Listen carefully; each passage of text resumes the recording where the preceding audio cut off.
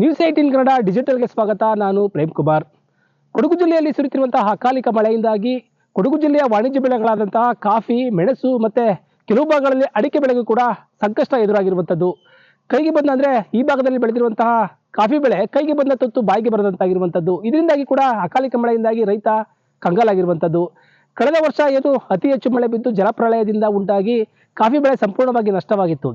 ಆದರೆ ಈ ಬಾರಿ ಜೂನ್ ತಿಂಗಳಲ್ಲಿ ಕೂಡ ಬಿದ್ದವಾದ ಮಳೆ ಬಿದ್ದಂತಹ ಕಾರಣದಿಂದ ಕೂಡ ಈ ಬಾರಿ ಒಂದು ಕಾಫಿ ಬೆಳೆ ಹೆಚ್ಚಾಗಿರುವಂಥದ್ದು. ಆದರೆ ಈ ಡಿಸೆಂಬರ್ ತಿಂಗಳಲ್ಲಿ ಮಳೆ ಹೆಚ್ಚಾಗಿರುವಂತಹ ಕಾರಣದಿಂದಾಗಿ ಅಕಾಲಿಕ ಮಳೆಯಿಂದಾಗಿ ಕೂಡ ಕಾಫಿ ಬೆಳೆ ಗಿಡದಲ್ಲೇ ಒಣಗಿ ಕೊಳೆತು ಕೆಳಗೆ ಬೀಳ್ತಾ ಇರುವಂತಹ ಒಂದು ಪರಿಸ್ಥಿತಿ ಎದುರಾಗಿರುವಂಥದ್ದು. ಇದರಿಂದ ಈ ಭಾಗದಲ್ಲಿರುವಂತಹ ರೈತರು ಸಂಕಷ್ಟಕ್ಕೆ ಎದುರಾಗಿರುವಂಥದ್ದು.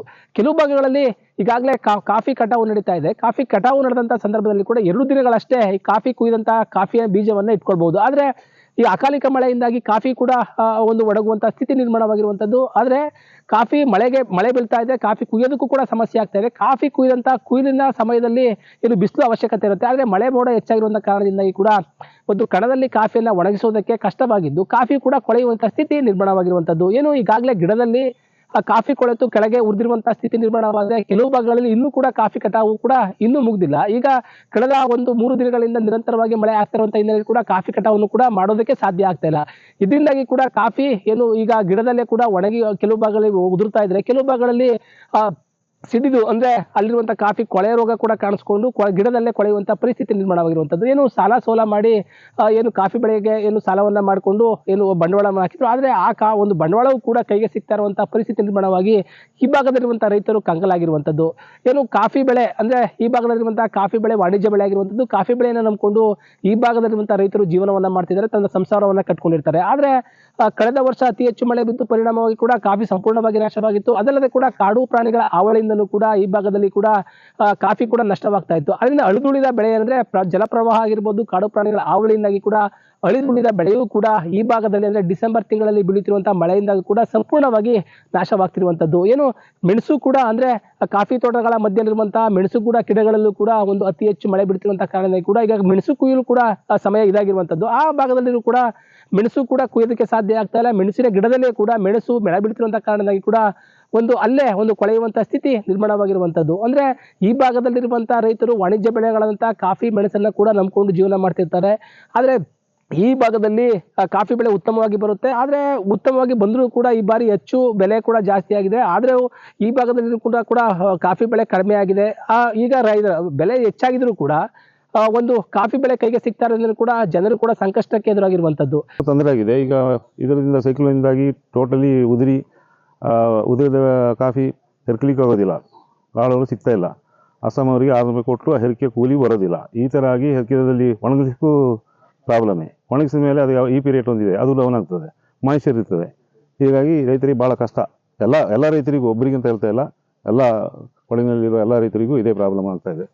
ಅದ್ರ ಜೊತೆ ಪರಿಹಾರ ಏನಿಲ್ಲ, ಈ ಗೌರ್ಮೆಂಟ್ ಏನು ಇದು ಮಾಡ್ತಾ ಇಲ್ಲ. ಅದ್ರ ಜೊತೆಗೆ ಇಲ್ಲಿ ಹುಲಿ ಬಂದು ಅವ್ರದ್ದೊಂದು ಪ್ರಾಬ್ಲಮ್ ಆಯಿತು ನಮ್ಮ ಬೆಳ್ಳೂರಲ್ಲಿ. ಹುಲಿ ಹಿಡಿದಾಗ ಇನ್ನೂ ಪರಿಹಾರ ಸಿಗಿಲ್ಲ. ಅದಕ್ಕೆ ಹೊಸ ಥ್ರೋಟ್ ಒಂದು 4-5 ಕರ ಹಾಕಿ ಹಾಲುಗಳು ಎಷ್ಟು ಬರ್ತದೆ. ಈಗ ಕಾಫಿ ಪರಿಹಾರಕ್ಕೆ ಏನಾದ್ರು ಒತ್ತಾಯ ಮಾಡ್ತಿದ್ವಿ. ಬಡವರು ಲಾಸ್ಟ್ ಇಯರ್ ಬಂದು ಹೋದ್ರೆ ಏನು ಪ್ರಯೋಜನ ಆಗಲಿಲ್ಲ. ಅದರಲ್ಲಿ ಬರ್ತಾರೆ ಹೋಗ್ತಾರೆ ಅಷ್ಟೇ. ಕಾಫಿ ಉದುರಿ ಪೂರ್ ಕಂಪ್ಲೀಟ್ ಇದಾಗಿದೆ. ಮಳೆಗಾಲ ಅಲ್ವಾ, ಮಳೆಗಾಲ ಅಲ್ಲ ಇದು, ಆ್ಯಕ್ಚುಲಿ ಮಳೆ ಹೊಡೆಯೋ ಸೀಸನ್ ಅಲ್ಲ ಇದು. ಇದ್ರ ಎಫೆಕ್ಟ್ ಪರಿಚಯ ಕೊಯ್ಲಿಕ್ಕೂ ಕಷ್ಟ. ಕೊಯ್ದು ಒಣಗಿಸಿದ್ರೆ ಅದಕ್ಕೆ EP ರೇಟು ಬೇರೆ ಕಡಿಮೆ, ಮಾಯಿಶ್ಚರ್ ಇರ್ತದೆ, ಹಾಳಾಗಿರ್ತದೆ ಕಾಫಿ ಕೆಲಸ ಬೇರೆ. ಮಳೆ ಬರೋದೇ ಇಲ್ಲ. ಈಗ ಇದು ಬಂದಿರೋದು ಯಾಕೆಂದರೆ ನಮ್ಮ ಫಸಲನ್ನ ನಾಶ ಮಾಡಲಿಕ್ಕೆ ಬರೋದು. ಈ ಮಳೆ ಒಂದು ಕಡೆ ನಮಗೆ ಬಂದರೆ ಇನ್ನೊಂದು ಕಡೆ ಜಾನುವಾರುಗಳಿಗೆ ಒಂದು ಕಾಟ. ಹುಲಿ ಇದು ಕೆಲಸದವರು ಬರೋದಿಲ್ಲ ತೋಟ ಕೆಲಸಕ್ಕೆ. ಅದೊಂದು ದೊಡ್ಡ ನಮಗೆ ಒಂದು ತಾಪತ್ರೆ ಅಂತ ಹೇಳಿದ್ರೆ ಈ ಕೆಲಸದವರು ಬರೋದಿಲ್ಲ. ಈ ಹುಲಿ ಕಾಟ ಬೇರೆ ಉಂಟು.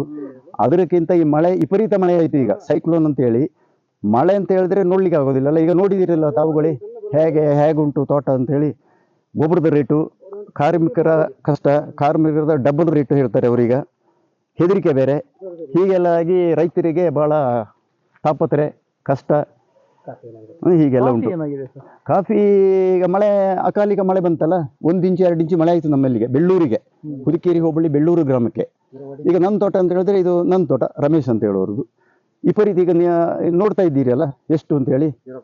ಈಗ ನಮಗೆ ದೊಡ್ಡ ವ್ಯವಸ್ಥೆ ಏನಿಲ್ಲ. ಇರುವುದು ಹೋದ್ರೆ ಹೇಗೆ ಜೀವಮಾನ ನಡೆಸಬೇಕಲ್ಲ. ವಯಸ್ಸಾದವರು ಮನೆಯಲ್ಲಿ ಮಕ್ಕಳು ಮದುವೆ ಅಂತ ಹೇಳಿ ಕಾಫಿ ಎಲ್ಲ ಕೊಳ್ತೋಗಿದೆ ಸರ್ ಹೇಗೆ ಕಾಫಿ ಅರ್ಧಕ್ಕರ್ಧ ಈಗ ಉಂಟು. ಸದ್ಯಕ್ಕೆ ಏನಾದರೂ ಮಳೆ ನಿತ್ತರೆ ಸ್ವಲ್ಪ ಬಚಾವಾಗ್ತದೆ, ಇಲ್ಲ ಅಂತ ಹೇಳಿದ್ರೆ ಆಯ್ತು. ರೈತರದ್ದು ಮೂರು ನಾಮ ಆಗ್ತದೆ ರೈತರಿಗೆ. ಸಮಸ್ಯೆ ಇಲ್ಲ ಸರ್ ಈಗ ಕುಯ್ದ್ರು ಸಮಸ್ಯೆ. ಕುಯ್ದ್ರು ಸಮಸ್ಯೆ ಅಂತ ಹೇಳಿದ್ರೆ ಒಂದು ದಿವಸ ಬಿಸಿಲಿದ್ರೆ ಒಂದು ದಿವಸ 2 ದಿವಸ ಗುಡ್ಡೆ ಹಾಕ್ಬೋದು. ಈಗ ಕುಯ್ದು ಈ ಮಳೆಯಲ್ಲಿ ಗುಡ್ಡೆ ಹಾಕೋಕ್ಕಾಗೋದಿಲ್ಲ, ಒಂದೇ ದಿವಸ ಕೊಳ್ತು ಹೋಗ್ತದೆ. ಆ ಕೊಳ್ತ ಕಾಫಿನ ತೆಗಿಯೋರು ಯಾರು? ಹೇರ್ಕೊಂತದ್ದೇ ಕೆಲಸ. ಹೇರ್ಕೋತಂತ ಕೆಲಸ. ಮಾರ್ಕೆಟಿಗೆ ತಗೊಟ್ಟೋದ್ರೆ ಅವ್ರು ಕಚ್ಚಿ ನೋಡೋದು. ಅವರು ಈಗ 10,000 ಇದ್ರೆ 8,000 ಕೇಳ್ತಾರೆ, 7,000ಗೆ ಕೇಳ್ತಾರೆ. ಹಾಗೆಲ್ಲ ರೈತರ ಜೀವಮಾನ ಬಹಳ ಒಂದು ದುರಂತದ ಕೆಲಸ ಆಗ್ತದೆ. ರೈತರ ಜೀವಮಾನ ದುರಂತ ಇದು. ಈ ಮಳೆ, ಈ ಸೈಕ್ಲೋನ್ ಅಂತ ಬಂತಲ್ಲ ಸರ್, ಈ ಡಿಸೆಂಬರ್ ಮಳೆ ರೈತರಿಗೆ ಬಹಳ ಒಂದು ಕಷ್ಟದ ಒಂದು ಪರಿಸ್ಥಿತಿ ಇದು. ಏನು ಸಾಲ ಸೋಲ ಮಾಡಿ ಅಂದ್ರೆ ಬ್ಯಾಂಕಿನಿಂದ ಲೋನ್ ಪಡ್ಕೊಂಡು ಕಾಫಿ ಬೆಳೆಗೆ ಅಂದ್ರೆ ಅದು ಕಾಫಿ ಬೆಳೆಗೆ ಬೆಳೆಬೇಕಾದ್ರೂ ಕೂಡ ಲಕ್ಷಾಂತರ ರೂಪಾಯಿ ಖರ್ಚಾಗುತ್ತೆ. ಹಣವನ್ನು ಕೂಡ ಸಾಲ ಸೋಲ ಮಾಡಿಕೊಂಡು ನಾವು ಕಾಫಿ ಬೆಳೆ ಮೇಲೆ ಹಾಕಿದ್ವು. ಆದ್ರೆ ಈ ಭಾಗದಲ್ಲಿ ಅಕಾಲಿಕ ಮಳೆಯಿಂದ ಕೂಡ ಕಾಫಿ ಕೊಳೆಯುವಂತ ಅಂದ್ರೆ ಕಟಾವು ಮಾಡಿದ ಸಂದರ್ಭದಲ್ಲಿ ಅಕಾಲಿಕ ಮಳೆ ಬಿದ್ದು ಕಾಫಿ ನಷ್ಟವಾಗ್ತಿರುವಂತ ಹಿನ್ನೆಲೆಯಲ್ಲಿ ಕೂಡ ಸಾಲವೂ ಕೂಡ ಹಾಗೆ ಉಳ್ಕೊಳ್ಳುತ್ತೆ. ಇದರಿಂದ ಕೂಡ ಜನಜೀವನ ಸಂಪೂರ್ಣವಾಗಿ ಅಸ್ತವ್ಯಸ್ತಗೊಂಡಿದ್ದು ಕಾಫಿ ಬೆಳೆಗಾರರು ಸಂಕಷ್ಟಕ್ಕೆ ಸಿಲುಕಿರುವಂತದ್ದನ್ನ ನಾವು ನೋಡಬಹುದಾಗಿರುವಂತದ್ದು. ಪ್ರಮುಖವಾಗಿ ವಾಣಿಜ್ಯ ಬೆಳೆಗಾದಂತಹ ಕೊಡಗು ಜಿಲ್ಲೆಯಲ್ಲಿ ವಾಣಿಜ್ಯ ಬೆಳೆ ಡಿಸೆಂಬರ್ ತಿಂಗಳಲ್ಲಿ ಕೂಡ ಅತಿ ಹೆಚ್ಚು ಆದಾಯ ಬರುವಂತ ಒಂದು ಡಿಸೆಂಬರ್ ತಿಂಗಳು. ಆದ್ರೆ ಡಿಸೆಂಬರ್ ತಿಂಗಳಲ್ಲೇ ಮಳೆ ಆಗ್ತಿರೋದ್ರಿಂದ ಕೂಡ ಒಂದು ಹವಾಮಾನ ವೈಪರೀತ್ಯಕ್ಕೆ ಒಳಗಾಗಿ ಕಾಫಿ ಬೆಳೆ ಸಂಪೂರ್ಣವಾಗಿ ನಷ್ಟ ಆಗ್ತಿರುವಂತದ್ದನ್ನ ನಾವು ನೋಡಬಹುದಾಗಿರುವಂತದ್ದು. ಪ್ರೇಮ್ ಕುಮಾರ್, ನ್ಯೂಸ್ 18 ಕನ್ನಡ, ಕೊಡಗು.